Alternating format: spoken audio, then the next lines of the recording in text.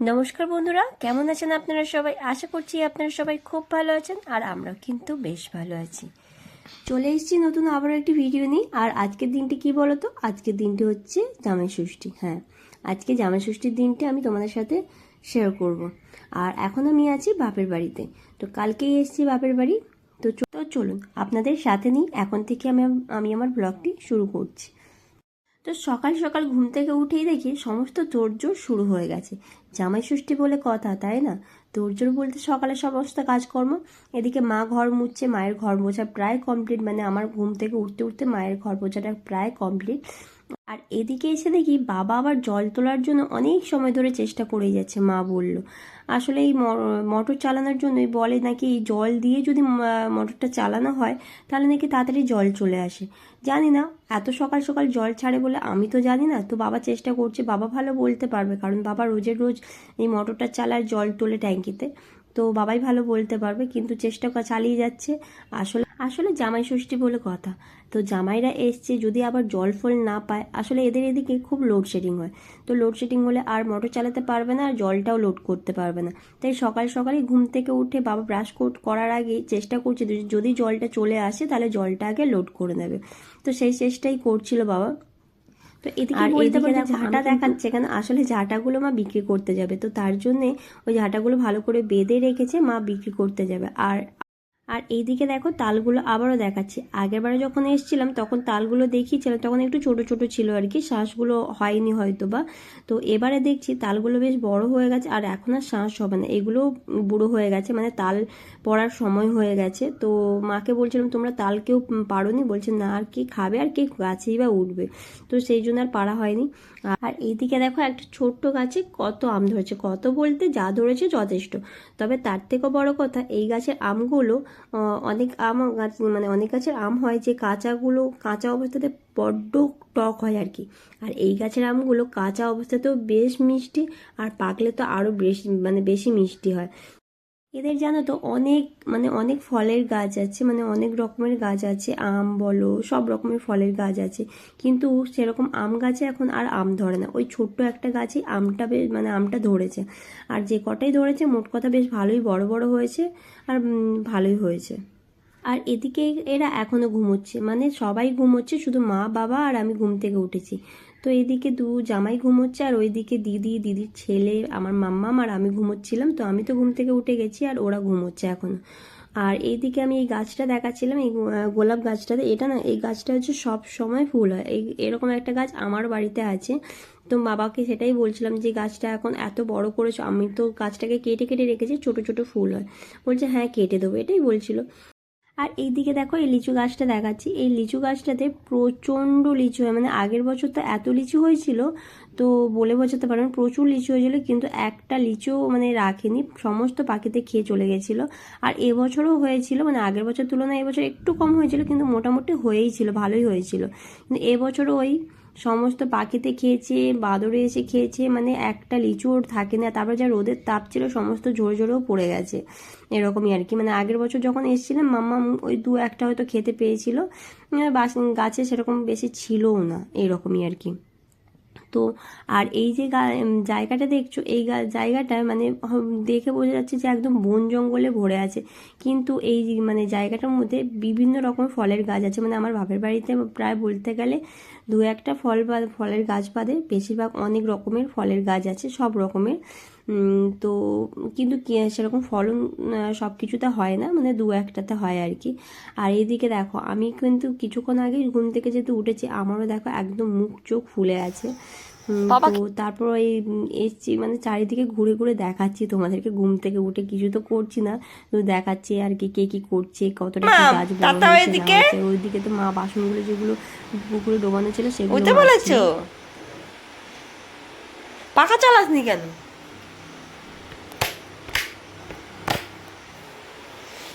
কে গো? দাদা ভাই আর চাল ভাজা খাই। আসো বুঝো, একটু বুঝো।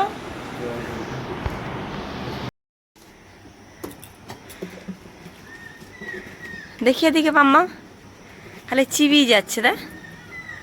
দাদা ভাই কত সুন্দর ব্রাশ করছে দেখ। তো ওইদিকে ওরা দুজনে ঘুম থেকে উঠে ব্রাশও করে নিয়েছে। আর যেহেতু দাদাভাইকে পেয়েছে আর কিছু মানে চাওয়ার নেই আর কি ওর কাছে, বাড়িতে সবসময় একা একা থাকে, তো এখানে একজন খেলার সঙ্গী পেয়েছে, তো বেশ ভালোই মজা, মানে কিছুই আমাকে করে দিতে হবে না।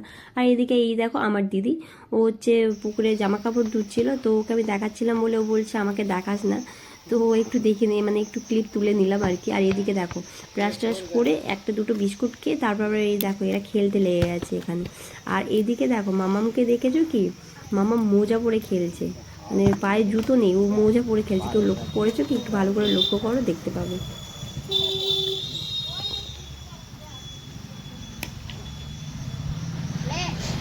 ইট নিয়ে কি করবি?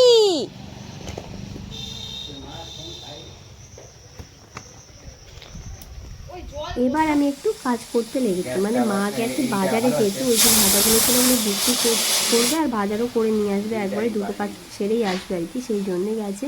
তো তার জন্য এদিকে আমি প্রেসারে মটর আর আলু সেদ্ধ করতে বসিয়ে দিয়েছি, কারণ সকালে টিফিনে হবে লুচি ঘুগনি, আর কি হবে আমি জানি না, বলতে পারবো না। আর এইদিকে আমি ময়দাটাও মাখতে বসে পড়েছি। তো ময়দা মাখতে মাখতে এদিকে দেখো আমি একটু কাজ এগিয়ে রাখছিলাম আর কি। মা এসে ঘুগনিটা রান্না মাই করবে, আমি সত্যি কথা বলতে আমি মায়ের থেকে অত ভালো পারি না, মায়ের হাতের রান্না সত্যি দারুণই হয়।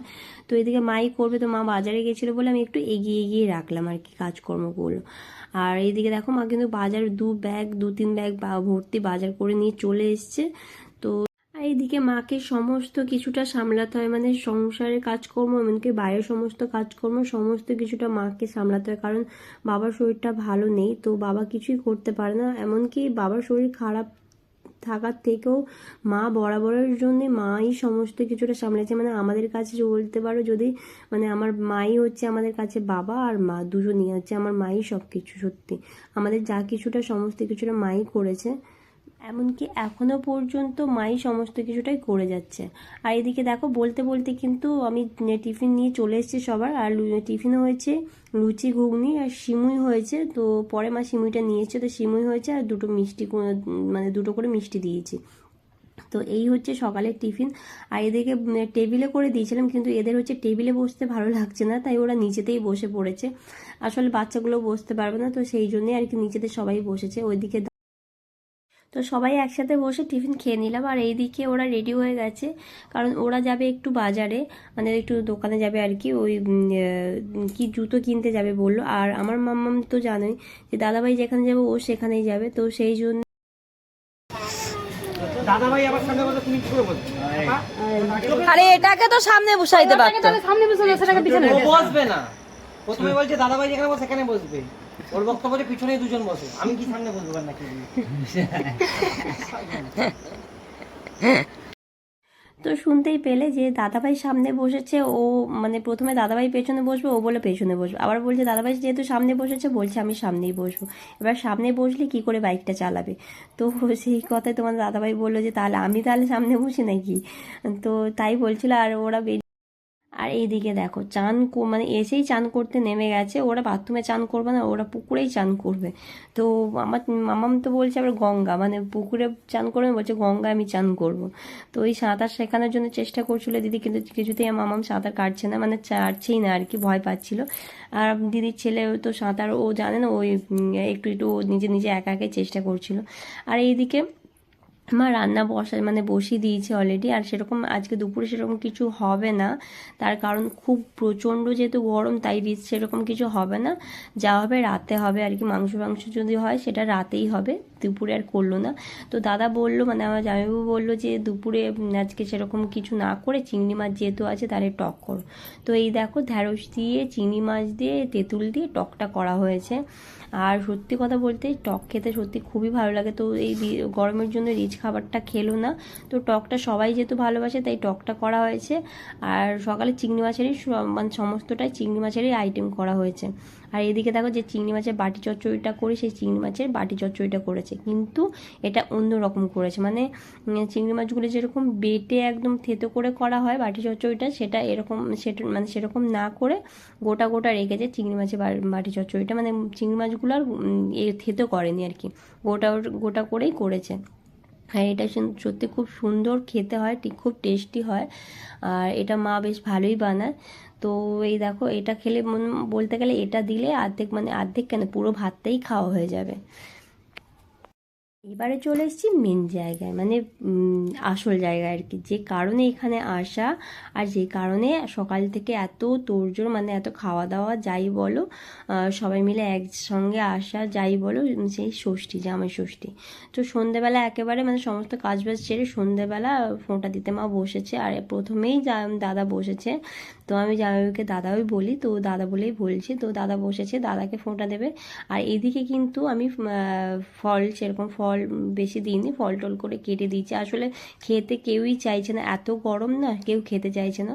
সমানে বলে যাচ্ছে বেশি কিছু কেটো না, বেশি কিছু কেটো না, কিছু করো না। তো তার জন্য অল্প অল্প কিছু করে মানে কেটেছি, দিতে হয় আর কি, তাই দিলাম। তাও বলছে ওইগুলো অনেক হয়ে গেছে। আর এইদিকে দেখো থালাটা আমার সাজিয়ে নিয়েছে, মানে ফোঁটা দেওয়ার জন্য যে থালাটা সাজাতে হয় সেই থালাটা সাজিয়ে দিয়েছে। তো শুরু করে দিয়েছে, এটা দাদাকে ফোঁটা দিচ্ছে আগে, তারপর আমার দাদাভাইকে দেবে।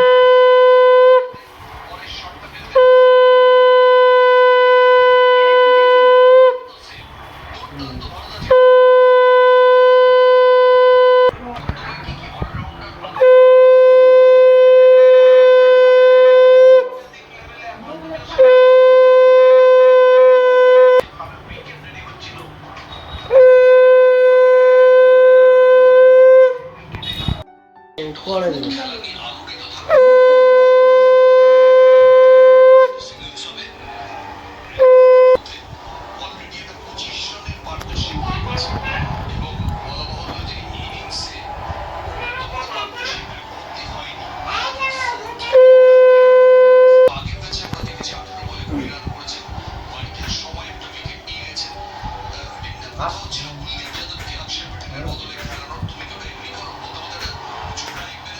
তো ফোঁটা ফোঁটা নেওয়ার পর এবার দাদা কিন্তু একেবারে রান্নাঘরে ঢুকে গেছে। আর এদিকে দেখতেই পাচ্ছ দিদি আর দাদা মিলে দুজনে মাংসটা পরিষ্কার করছে, মানে চিকেনটা পরিষ্কার করছে। আর আমাদের বাপের বাড়িতে আমরা যতবারই আসি এই চিকেন বলো যাই কিছু, মানে যাই কিছু বলতে চিকেন, বিশেষ করে চিকেনটা বলো যদি হয় না, দাদাকেই দিয়ে রান্নাটা করানো হয়। দাদা খুব সুন্দর রান্না করে, মানে দারুণ টেস্ট হয়, সত্যি কথা দাদার মতন কেউই পারে না, বেশ ভালোই রান্না করে। আর তোমাদের দাদা ভাই তো কিছুই পারে না। দুপুরবেলা যেহেতু সেরকম কিছু হয়নি রান্না, মানে হালকার ওপরে রান্না হয়েছে, আর তাই রাত্রিবেলায় চিকেন আর মাটন দুটোই হচ্ছে। আর যে কড়াইতে যেটা রান্না, মানে যেটা কষছে দাদা, সেটা হচ্ছে চিকেন। আর বাটিতে যেটা দেখালাম সেটা হচ্ছে মাটনটা ধুয়ে নুন আর হলুদটা মেখে রেখেছে বোধহয়, জানি না কীভাবে কী মেখে রেখেছে আমি বলতে পারবো না। তো দাদাই রান্না করছে, দাদা জানে আর কি। যেহেতু প্রচণ্ড গরম, সন্ধ্যাবেলা দেখছি এক দু ফোঁটা বৃষ্টিও শুরু হয়েছে। আর বৃষ্টি এদিকে একটু বৃষ্টি হলে ব্যাস লোডশেডিং তো হয়েই যায়। এই দেখো পুরো লোডশেডিং, মানে অন্ধকারে বলতে গেলে আমরা সব বসে আছি বাইরে, এত গরম, মানে বৃষ্টি এক দু ফোঁটা পড়ছে, তাও যে খুব জোরে পড়ছে তাও নয়, এক দু ফোঁটা করে পড়ছে, তাই আমরা সবাই বসে আছি বাইরে। আর ওইদিকে কিন্তু দাদা একা রান্না করছে, তো মাঝে মাঝে গিয়ে একটু হেল্পও করে দিয়েছিলাম। আর দেখো বলতে বলতে কিন্তু রান্নাও হয়ে গেছে। আর এই যে বাটিতে যেটা তুলছে সেটা হচ্ছে মাটন তুলছে। তো আমি কিন্তু কিছুই খাবো না, এত কিছু হয়েছে, কিন্তু দুপুরেও কিছু খাইনি, এখনও কিন্তু কিছু খাবো না, কারণ আমাদের ষষ্ঠী, শ্বশুরবাড়িতে ষষ্ঠী আছে, তো তার জন্য আমি কিন্তু জামাই ষষ্ঠীর দিন কিছুই খাই না, ওরাই খায় আর কি। পরের দিন আমি সেটা খাই, মানে যে খাবারগুলো হয় ফ্রিজে রেখে দেয় সেগুলোই খাই। আমি আজকে কিন্তু ভাতটাও খাইনি আর কি। তো চলো আজকের মতন টাটা, আবার দেখা হবে নেক্সট কোনো ব্লগে।